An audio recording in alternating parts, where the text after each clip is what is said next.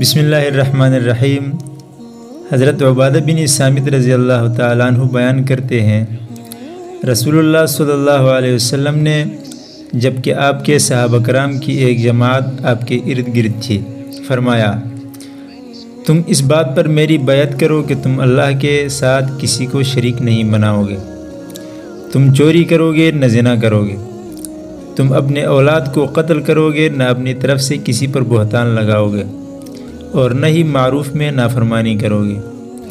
پس تم میں سے جو شخص یہ عہد وفا کرے گا تو اس کا اجر اللہ کے ذمہ ہے،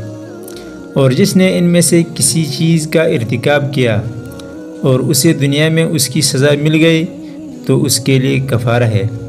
اور جس نے ان میں سے کسی چیز کا ارتکاب کیا پھر اللہ نے اس کی پردہ پوشی فرمائی تو اس کا معاملہ اللہ کے سپرد ہے، اگر وہ چاہے تو اس سے درگزر فرمائے اور اگر چاہے تو اسے سزا دے۔